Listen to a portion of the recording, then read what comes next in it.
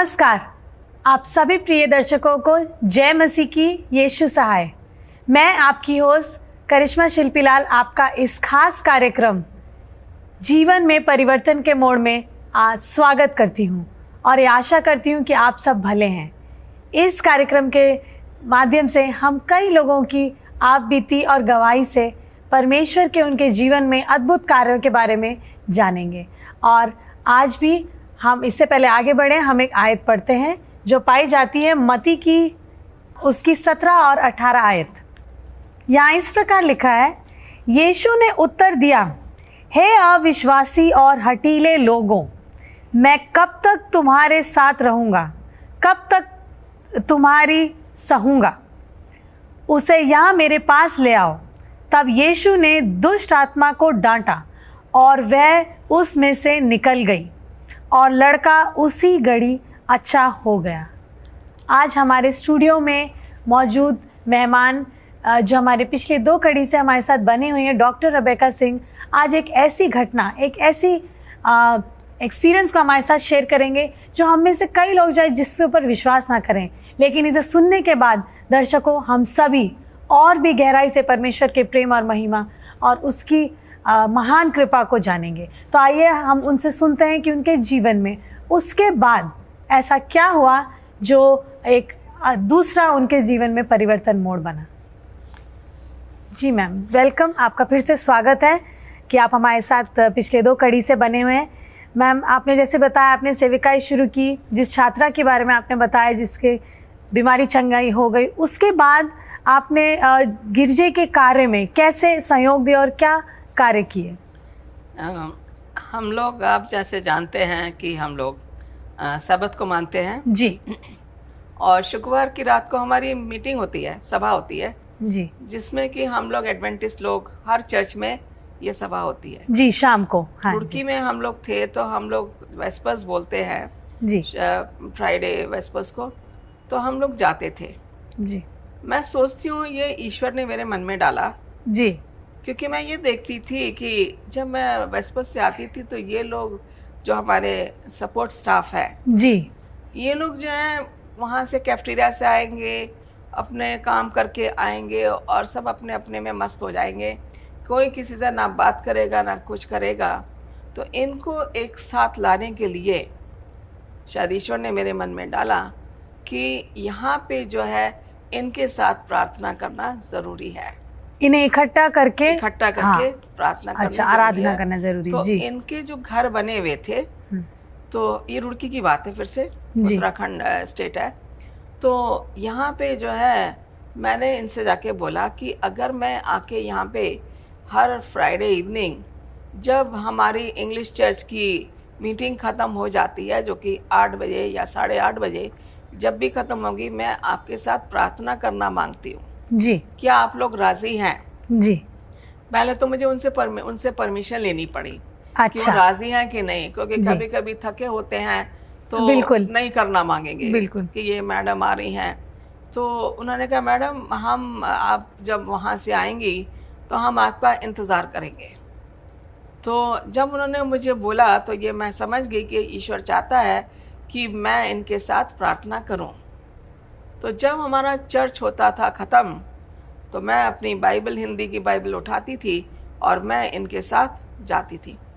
आप यकीन करेंगे कि ये लोग जो हैं 8 बजे तक नहा लेते थे, घर साफ कर लेते थे, खाना बन जाता था इनका, और बेंचेस लाके एक घर के सामने जो है कुर्सियाँ और बेंचेस लगा देते थे और फिर वेट करते थे मेरा कि आप आएंगे और उनके साथ प्रार्थना करेंगे। ये सब वो पहले से तैयार रखते थे। बहुत अच्छी बात है ये तो। मैं जो है, मैं और मेरे हस्बैंड हम लोग जाते थे, जैसी वर्शिप खत्म हुई हम खाने की चिंता नहीं करते थे जी, हम ये सोचते थे कि इनको पहले जो है हमें संदेश देना है, बहुत जरूरी बात। तो फिर हम लोग वहाँ जाते थे, वहाँ जाके हम गाने गाते थे।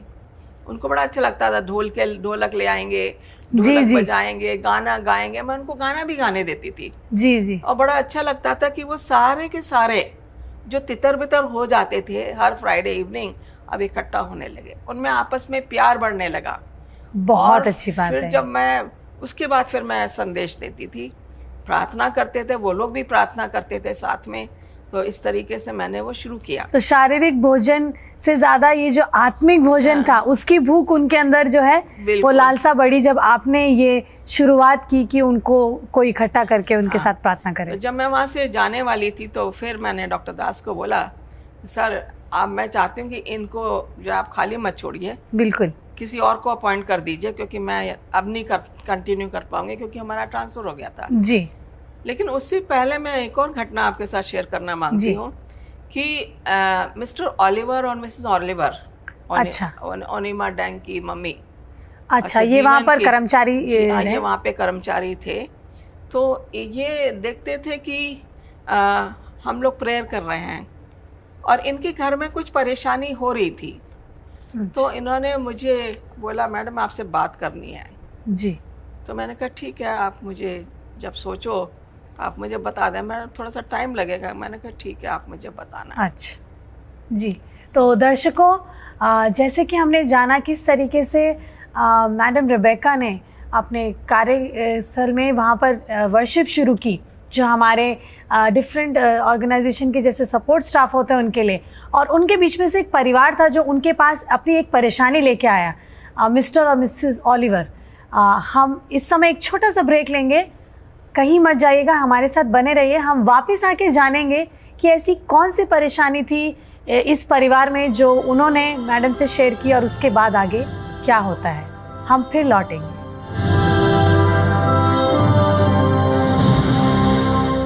प्रिय दर्शकों, आप सभी का ब्रेक के बाद स्वागत है। आइए जानते हैं उसके बाद क्या हुआ।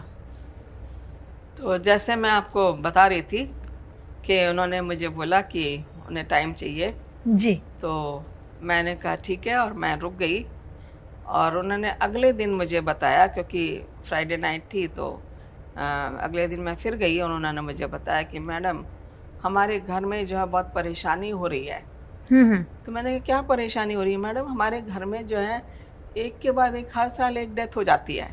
अच्छा। तो फिर जो है उसने बताया मुझे, मैडम एक और चीज़ मैं बताना मांग रहा हूँ आपको, कि उनकी कोई भाभी या कोई रिश्तेदार थी। ये इंसिडेंट है खुंटी स्कूल, आप जानते हैं? हमारा Adventist school Adventist school. Khunti Jharkhand में। खुंटी झारखंड। जी। वहाँ से आगे जो है परासू जगह है, उसके आसपास कहीं पे है कोई जहाँ गांव पे है? ये लोग हैं। अच्छा अच्छा जी। ना?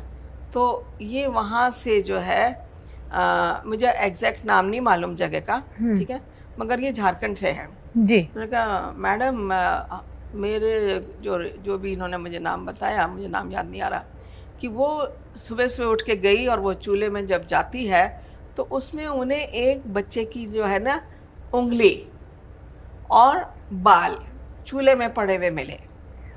इनके जो मिस्टर और मिसेस ओलिवर है, उनकी किसी रिश्तेदार की उनके होम टाउन में परिवार के लोग एक बच्चे की उंगली और हाँ, एक बच्चे की उंगली और बाल ओके चूल्हे में मिले। जी। अब उंगली मिलना और बाल होना वो संकेत देता है कि जादू टोना। अच्छा, हाँ, ऐसा होता है कि उस तरफ हाँ। और ऐसे ट्राइबल एरियाज में बहुत इस चीज को होता है। वो करते हैं और प्रैक्टिस। दुष्ट आत्माएं, बिल्कुल जी। ओके, ये लोग दुष्ट आत्मा पे बिलीव भी करते हैं, जी। ठीक है। जो विश्वासी नहीं है हाँ जी, वो बिलीव करते हैं बिल्कुल। और दुष्ट आत्मा उनको जो है उनके साथ रहती है। तो जी। ये जो है जब इसने मुझे बताया तो कह रहा मैडम हमारे परिवार वाले बहुत परेशान हैं, क्योंकि हम डर रहे हैं कि जब से हमने वो उंगली देखी है चूल्हे में। तो मैंने कहा आपने क्या करा उसके बाद? जी। जब उंगली देखी चूल्हे में तो आपने करा क्या? जी। कह रहे वो मेरा दूसरा जो मेरा भाई है जो वो गया और उसने वो राख और वो लेके उसको वहीं पे गड्ढा खोद के बाहर की तरफ उसको दबा दिया। जी। और वो उन्होंने चूल्हा वहाँ से हटा के उसको भी तोड़ ताड़ दिया जी। और प्रार्थना की, और उन्होंने उस जगह पे उन्होंने अपना खाना पकाना बंद कर दिया। जी। और दूसरी साइड में वो खाना पकाने लगी। लेकिन फिर भी जो है उनको दुष्ट आत्मा जो है आके तंग करती थी। उनके घर में अजीब अजीब घटनाएं हो रही थी, जो है ना उनके घर में घटनाएं होती रहती थी और उन्हें परेशान करती थी। अच्छा। तो मैंने कहा ओलिवर बेस्ट ये है कि हम प्रार्थना करेंगे। अच्छा। उनका प्रार्थना में बहुत शक्ति है और जब परमेश्वर ने दुष्ट आत्माएं निकाली, जैसे कि आपने बोला उसको यहाँ लाओ, बिल्कुल। और उसने दुष्ट आत्मा को घुड़का हाँ, और वो निकल गई। और हमने अब देखा परमेश्वर ने दुष्ट आत्मा से ये कहा कि इसका शरीर छोड़ दे, इसका शरीर छोड़ उन्होंने दे, कमांड किया कमांड किया और फिर उसमें वो से निकला, बिल्कुल है सही तो बात क्योंकि हम पापी हैं है जी। और हमें जो है परमेश्वर के नज़दीक हमें विश्वास ही ला सकता है, और प्रार्थना में लगे रहेंगे तो हमें इन सारी बातों से हमें सोचने की हमें वो नहीं मिलेगी। इससे हम ये भी हम सोच समझते नहीं हैं पाएंगे जी कि जिस संसार में दुष्ट आत्मा जैसे अच्छा है तो बुराई भी है, बुराई भी दुष्ट है। आत्मा भी है, लेकिन अगर हमारा विश्वास कभी कमजोर पड़ जाता है तब ये चीजें या शैतान हमें ज्यादा परेशान करने की कोशिश करता है। दुष्ट आत्माएं तब तंग करती हैं जब हम मसीह के ज्यादा निकट होते हैं। बिल्कुल सही बात है, हमारा ध्यान बटाने या हमें वापस खींचने की कोशिश हाँ। करती है जी। तो फिर मैंने उनको पहले ये बोला कि आप अपने पास्टर को बोल दीजिए, वो वहाँ जाएंगे घर पे और घर जाके प्रार्थना करेंगे। उन्होंने कहा ठीक है हम बोलेंगे, और मैंने कहा आपके घर के जो लोग हैं, सदस्य हैं, वो भी बाइबल पढ़ें और प्रार्थना में लगे रहें। तो उन्होंने कहा कि पास्टर ने चर्च में प्रार्थना की थी, लेकिन फिर भी जो है वो दुष्ट आत्मा जो है गई नहीं वहाँ से, और वो परेशान कर रही थी और कह रही थी मैं पूरे घर को बर्बाद कर दूंगी, उनके पूरे सारे घर के जो जितने लोग हैं मैं सबको मार दूंगा, सारे सदस्यों सबको को मार दूंगा। ये तो ठीक है। एक बहुत ही दिल दहला देने हाँ। वाली और ऐसे घबराहट वाली बात है। तो वो कहता था कि मैडम उसने बोल रखा कि मैं तुम्हारे पूरे परिवार को ख़त्म कर दूंगा। किसी ने हम पे जादू टोना किया है जिसकी वजह से हमारे घर में जो है 3 मृत्यु हो गई, तकलीफ और तकलीफ परेशानियां हैं जी। तो मैंने कहा कोई बात नहीं, परमेश्वर हमारे साथ है और वो हमें जो है रास्ता दिखाएगा कि हमें क्या करना है। मैंने कहा प्रार्थना हम करते रहेंगे, और फिर 1-2 हफ्ते और निकल जाते हैं और मेरी उससे बातचीत होती रहती थी कि मैडम अभी भी ना वो आके तंग करता है।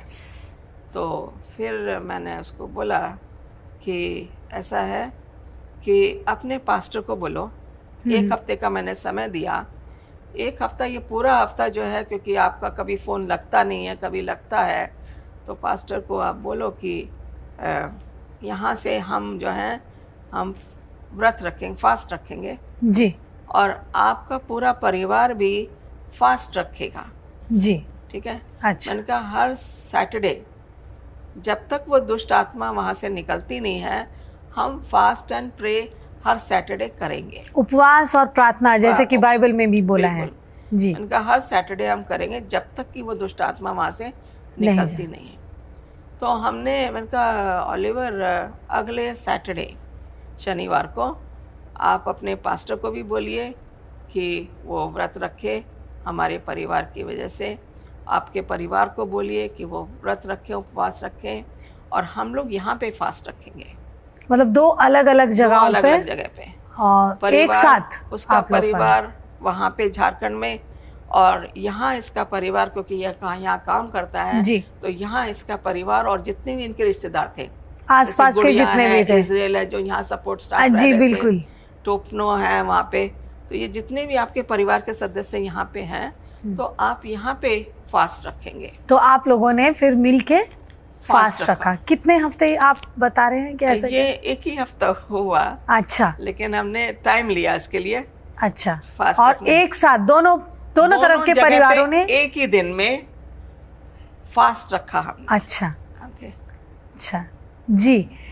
तो दर्शकों, मैं ये उम्मीद करती हूँ कि काफ़ी लोगों को ये जान के बहुत हैरानगी हो रही होगी कि क्या आज के समय में भी ये सब मुमकिन है।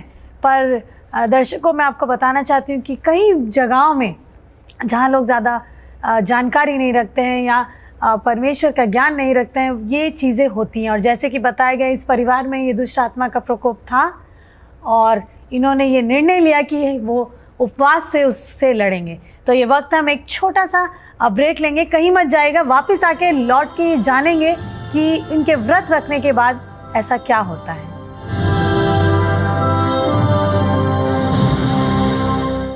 प्रिय दर्शकों, आप सभी का फिर से स्वागत है हमारे इस खास कार्यक्रम में। जैसे कि हमने जाना कि मैडम रेबेका और वो परिवार जो दुष्ट आत्मा से पीड़ित था, उन्होंने मिलकर शनिवार के दिन एक साथ उपवास रखने का फैसला किया। आइए जानते हैं जब उन्होंने एक साथ उपवास रखा उसके बाद क्या होता है। तो मैडम बताइए उसके बाद क्या हुआ। अब आप इमेजिन कर सकते हैं कि 2 जगह उपवास रखना और इतना आसान पूरे नहीं है। परिवार का, और आपने कहा पादरी साहब और सबका एक साथ। बिल्कुल, कितना मुश्किल है ये, बिल्कुल है ना। विश्वास तो लोग करने वाले करते हैं, बिल्कुल। विश्वास परमेश्वर में है तो, बिल्कुल। लेकिन ये सब जो है मैं अपने से नहीं कर रही थी। मैं सारी की सारी महिमा, सारी की सारी जो प्रशंसा है, स्तुति है, मैं ऊपर देखती हूँ ईश्वर जी, को। बिल्कुल बिल्कुल अगर सही बात वो है। मुझे ये आइडिया नहीं देता तो मैं शायद कुछ भी नहीं कर पाती। सही, उन्होंने ही आपकी मार्गदर्शन किया उसने ही कि मेरा क्या करना मार्गदर्शन है। किया है, और इसलिए जो है मुझे ये मेरे मन में डाला कि मैं जो हूँ वहाँ पे भी मैं उपवास कराऊं और यहाँ पे भी उपवास और प्रार्थना करें साथ प्रार्थना में। करेंगे।